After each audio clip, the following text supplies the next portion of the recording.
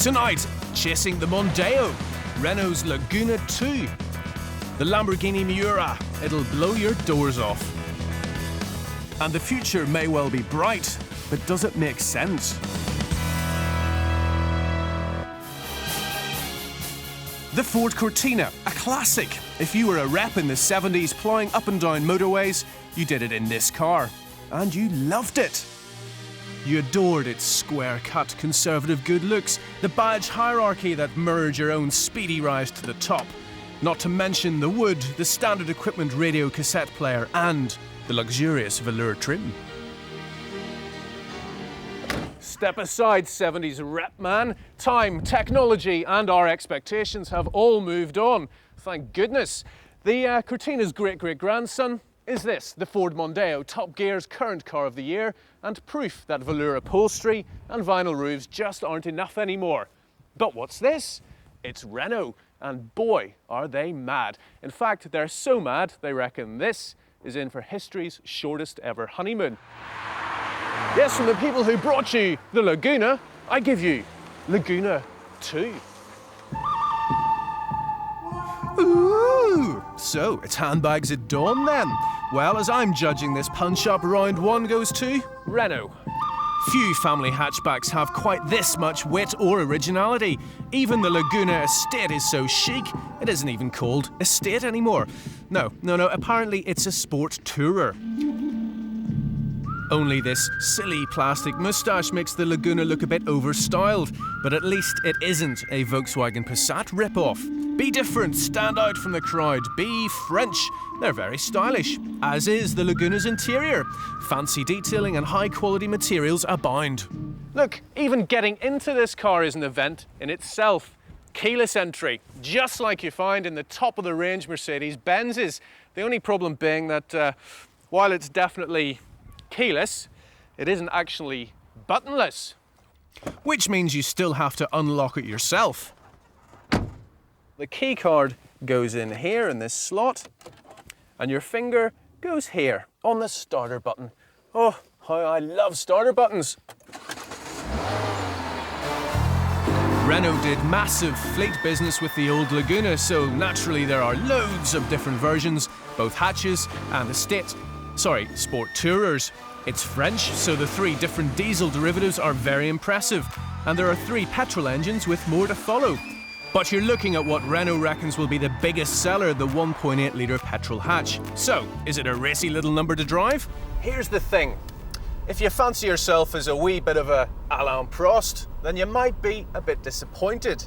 But if you're closer to, say, Alan Partridge, then you will absolutely love it. In fact, if the new Mondeo wasn't so astonishingly good, the Laguna 2 could well be the new class hero. It's refined, comfortable, and its 123 bhp engine is sweet and subdued. Better, in fact, than the equivalent Ford or VW power units. Now, the racier elements of the road test fraternity have already been given the Laguna 2 some stick for its over-assisted steering. But I've got to be honest with you, I haven't got a clue what they're talking about. It feels perfectly weighty and meaty and pretty talkative to me. Likewise, the gear change. Neat, precise, all those kind of things, if a little bit foam padded. Think of it as a Prozac car. Magnificent at massaging away those tedious motorway miles, but a little bit when it could have been. Bring it on!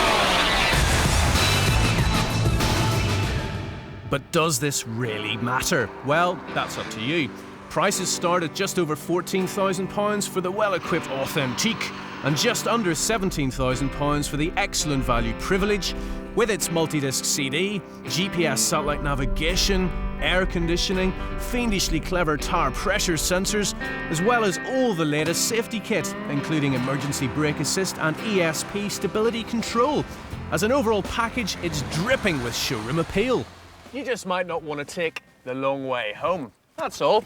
Renault has made some fantastic driver's cars in the past, but with the Laguna 2, they've very deliberately smoothed off all those sharp edges. It's still much more distinctive than the Ford Mondeo. And it's better equipped, it's just not quite as much fun. But if fun isn't your main priority, then Renault has given a whole new generation of reps a reason to love the M1.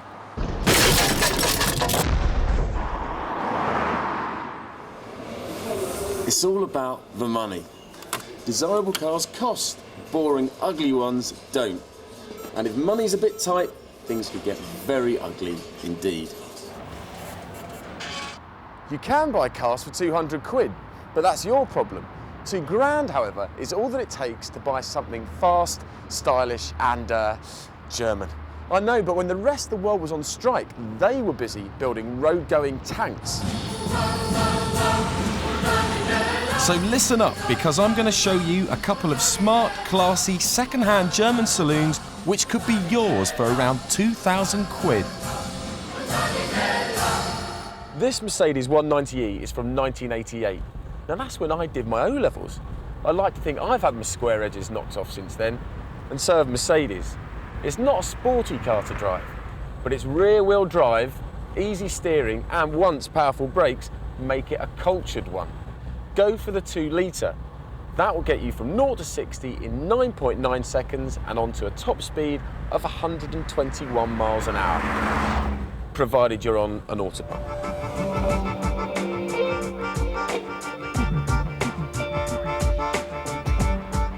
Plenty of these cars got intergalactic mileage, but they can take it. However, when they get this leggy, service history's getting a bit sketchy. So there are a few checks you can do yourself to gauge its state of health. Check for any play in the prop shaft or gearbox by putting it into first, driving forward a bit, then put it in reverse and go back a little. If you can hear any clunking or knocking sounds, there's something at fault.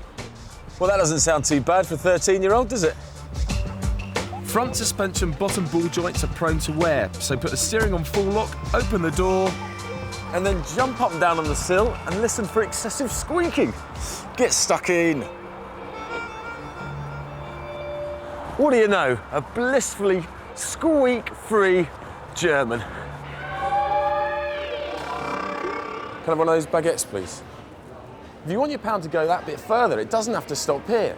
And after all, Mercedes, that's something an old man would approve of, doing those family motorway trips, isn't it? $2.99, please. Thanks very much. The Audi 80 had classic German build quality, but the wrong image. Now they're starting at 1,500 quid, and it's very tempting. It doesn't feel as taut as a modern-day saloon, but hey, it's 9 years old. What you're going for here is a solid, reliable saloon, and at that, it excels. It's also worth remembering it's one of the safest cars in its generation. There's no squeaks from the dashboard, the steering feels okay, gear change is quite slick. I'm impressed. Once again, it's the 2-litre which offers the best compromise between economy and performance. As with the Mercs, these can comfortably handle the high miles, but there are a few checks you can do yourself. I'm getting quite into this. Rear brake calipers can be expensive to replace, so apply the handbrake as you pull away. The rear should drag down equally on both sides. These cars are all galvanised and the cavities wax sealed, so they should be in mint condition like this one. Rust is a sign that there's been a dodgy accident repair, so watch out. Both do around 34 to the gallon and have Group 13 insurance, so they're not going to cost the earth to run. But you'll pay more for the privilege of the 3-pointed star, and as the Audi tends to come with a higher spec, it makes by far the most sense.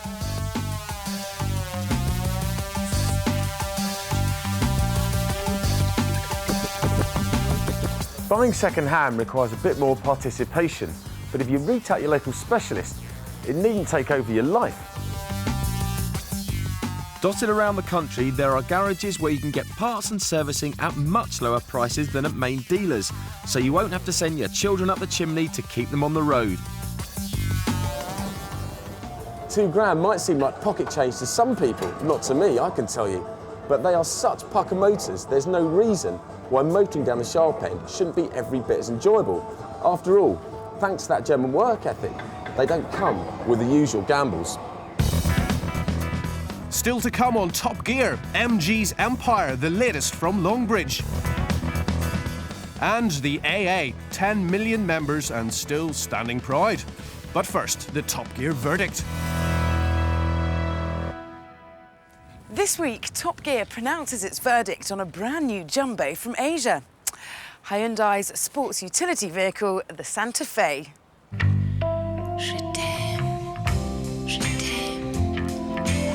Hyundai's Los Angeles design team gave birth to its shape, and they've certainly earned their money. There's a lot of design all over the place, but unfortunately, it is all over the place. Bumps, bulges, curves, dimples and pimples make the overall look messy and disjointed. Inside, it's fantastic, if you like grey. Grey plastic, grey leather, grey carpets, even the dials are grey.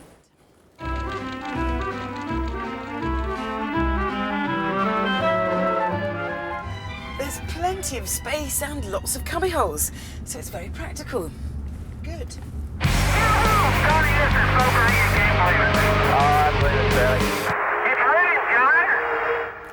On road, well, it rolls a bit, like most off-roaders.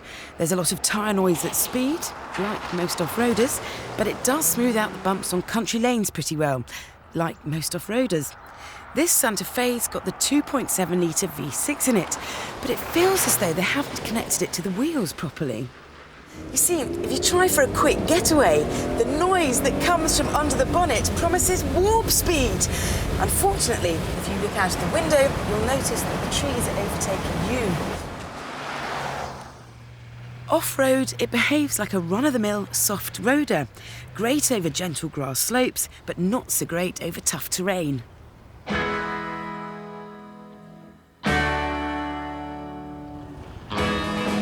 At a pound below 18 grand, and with that large V6 engine, 3-year warranty and roadside assistance, this Santa Fe already represents very good value for money. But listen to this for a list of features fitted as standard.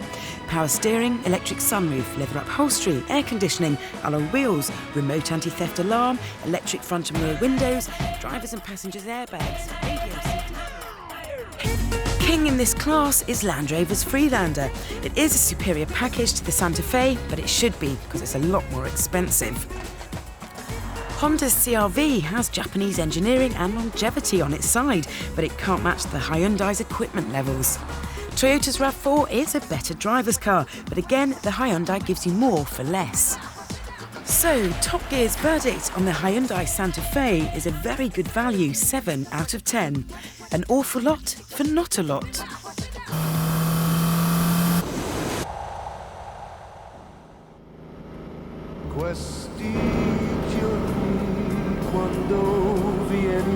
In 1969, when the makers of the Italian Job wanted to create a mood of chic, cool sophistication, they chose to use the world's first mid-engine supercar made for the road, the Lamborghini Miura. Unfortunately, they rather spoiled the effect by using Housewife's favourite Matt Monro on the soundtrack, but you can't have everything.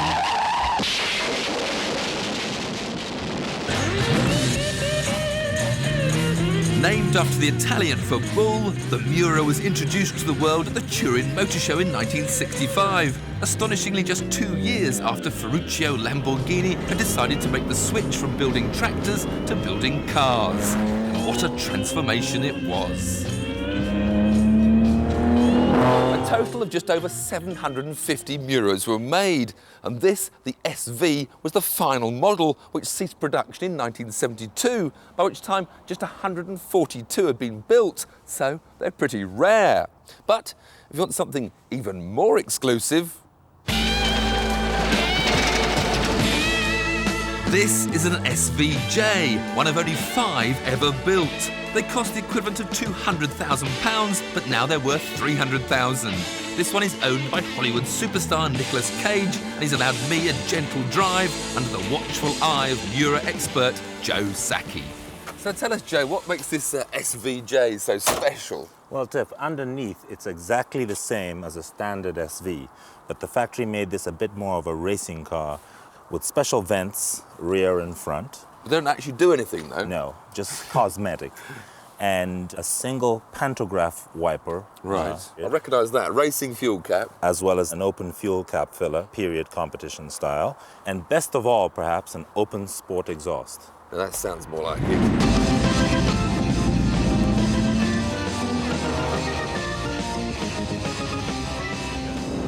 Now this particular SVJ has got a rather special history, I understand. It has. It was ordered by the Shah of Persia. And in fact, it was one of his favorite cars.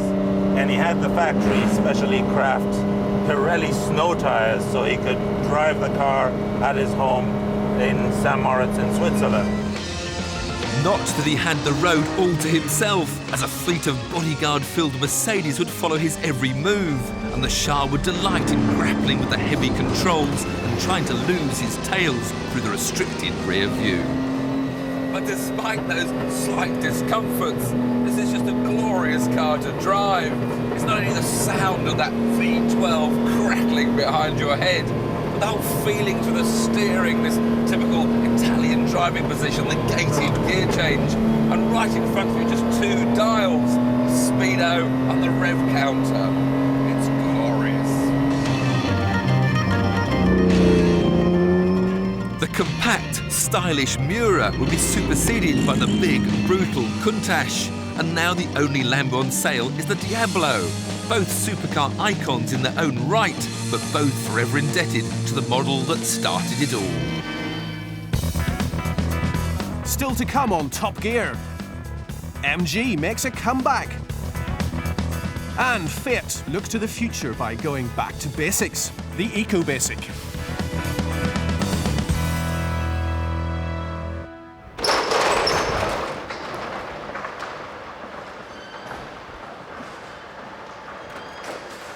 Well, well, look who's back.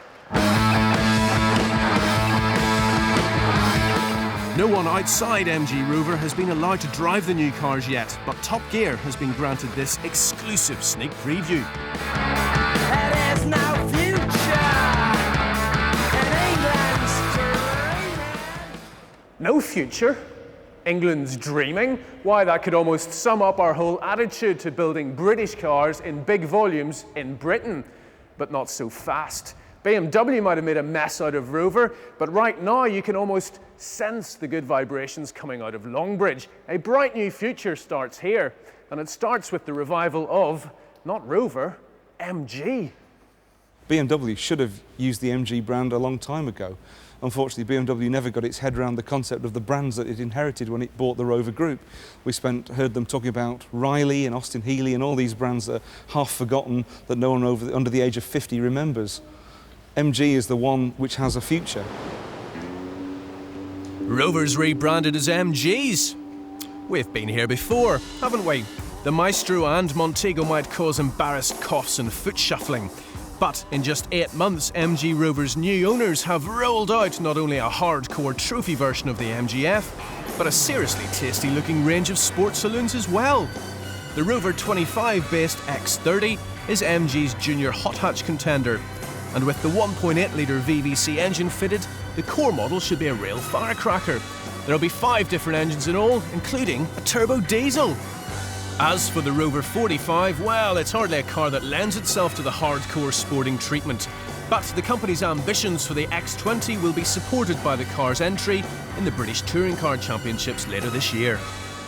Peter, the 25 and 45 have been around for a few years. How can you ensure that this isn't just a cosmetic exercise? I want you to blow my socks off when I get a chance to drive these cars. In truth, it's essential that they're not just a cosmetic exercise, because any company lays itself open, to some kind of cynical comment.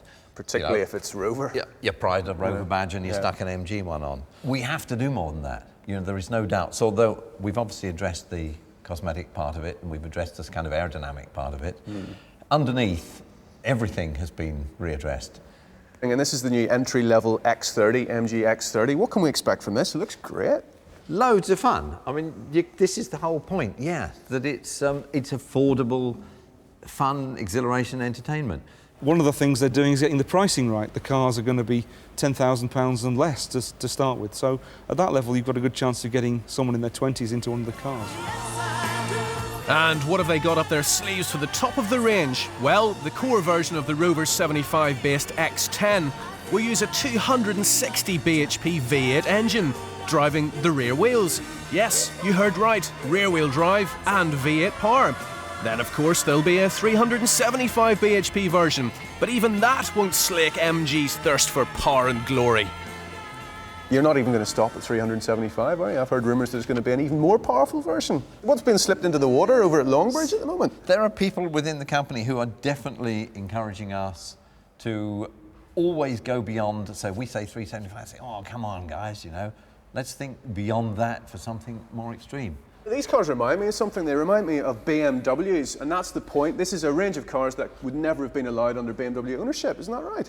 Well, that's an interesting observation, really. I must say, I think that MG Rover now feels like a company that's been locked in a garage. You know, suddenly we found the key, we've opened the doors, and we've rushed out into the open air. It is almost like we're part of some kind of engineering economic experiment, really. You know, which is fascinating in itself. We've got 6,000 people there at the company who all want this experiment to work, you know. Ultimately, though, it's about how good they are to drive. And fortunately, we won't have all that long to wait. The first of the reborn MGs to hit the road will be this, the MGF Trophy 160. And guess what? It'll be making its world television debut here on Top Gear in just a few weeks' time. I've broken down and I'm speaking from an AA telephone box. Yes, madam. I'll put the AA Night Patrol in touch with you at once.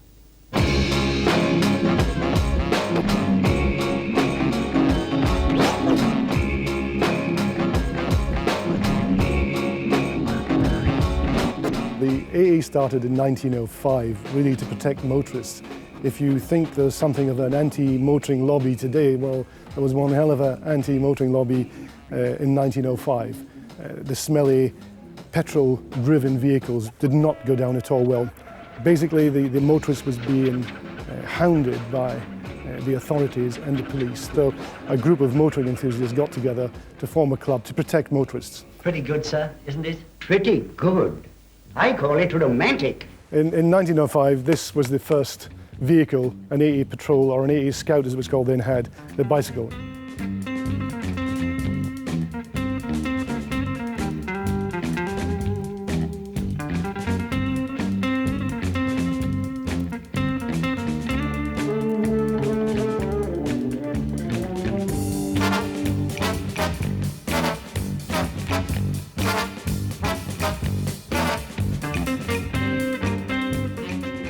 One occasion when I had to recover a male stripper, but he had a python as part of his show, and it was very cold, it was winter time, and he was looking to me to help him with his python, so I put it inside the vehicle with me while I recovered him home. By the time he got them home, the python was looking happy and began to look at me out of the box.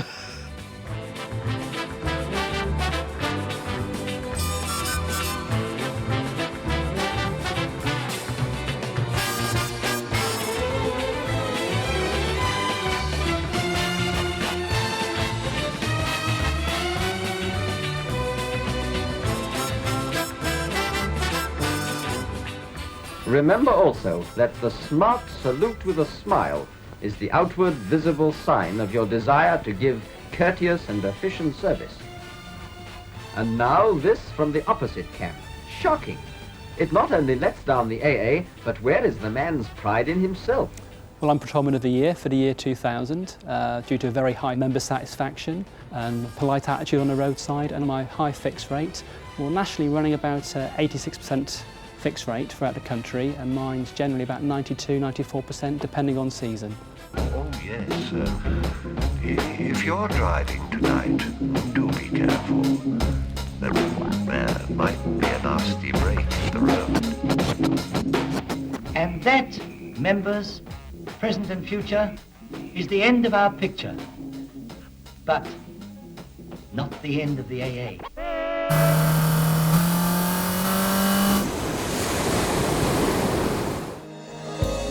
I'm all for saving the planet, me, and I'm delighted that modern cars are getting leaner, greener and altogether meaner on pollution. It's just that things aren't happening quickly enough for some people. But if Fiat have their way, we'll only have to wait until 2003 for things to get a lot more radical. Ladies and gentlemen, the future's bright. Ooh, bright orange, actually. This is the Fiat EcoBasic, a fully working concept car that's so green it makes a Citroën 2CV look like the Exxon Valdez. It's been produced to highlight the eco-designs Fiat plan to introduce throughout their model range, and they're already glowing from the awards and accolades it's received. Fiat have concentrated on making a lightweight aerodynamic car powered by a highly efficient diesel engine. And then they've done away with all the non-essentials to save on weight, free up passenger space and reduce costs, and somehow they've made it all for the price of a new bicycle. It may look like a chubby chops, but it's aerodynamically designed to create less drag and therefore better fuel economy. And forget the heavy metal chassis coated in layers of toxic paint. Lightweight panels are fitted to a steel space frame and have the colour moulded in, so any scratches will just buff out. Plus, it's 60% cheaper than a conventional body and improves factory emissions by 90%. Stick that in your bong and smoke it. There's no need for a bonnet, so there isn't one. Only your local Fiat servicing centre will get to see the engine, and you'll just have to worry about the fillers for the oil and water. At the back is a distinctive polycarbonate rear screen, which is made by another efficient manufacturing process, which reveals a reasonable amount of stowage space. And here you have a pair of folding rear seats, which you can stow away for your monthly collection of mung beans. You're trying to produce an affordable, efficient car, so fair enough, you rip out everything you don't need, but it all feels a bit crude the way they've gone about it. If you were sat in a deck chair in a van, it would have the same feel. And those rear seats are so wafer thin, it's a bit of luck they fold up, because you wouldn't want to sit in them. And of course it's minimalist for a good reason. Saving space and materials means that throughout the production process, you're going to be using less raw ingredients and pumping out less emissions along the way. Fiat also know that the future's made up of either 8-footers or people with mad, out-of-control barnets. There's plenty of headroom up the front, at least. In the back, it's more R2-D2 size, really. And then you get to the engine and the way it drives. And car lovers everywhere have the fear about coconut-powered C5s. Well, I love driving, and I want the cars I drive to be fun. Do you know what? I think Fiat does too. It's got a state-of-the-art 1.2-litre diesel engine, the JTD Multijet. It's linked to some complicated gearbox and electronic throttle, which ensure the car always drives as economically as possible. And because it weighs just 750 kilograms, you can get the ton up and still see nearly 100 miles to the gallon. So, have I seen the future? Well, if I'm brutally honest, no. It's an interesting car, there's some good features, but it's simply not that sophisticated when you think what the Japanese are up to. It's a lightweight car with a diesel engine. Not exactly saving the rainforest, are we? And do I like it? Well, I like the idea of a green car, but I don't like the idea of this being all we've got to look forward to. EcoBasic may not be the answer, but Fiat deserve a slap on the back for what they've done. Some of this technology could be with us within 2 years, and the best bit is, Fiat reckon that if it went into production, this car could sell for as little as $3.5 grand. Now, I could get excited about that.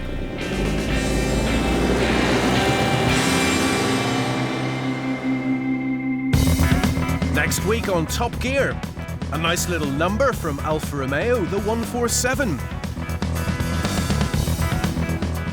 And more capital letters from Jaguar, the XKR R. Plus, a great Top Gear competition. Do your bit for Red Nose Day and you could win a dream holiday in Malaysia, including tickets for the Grand Prix. Don't miss it.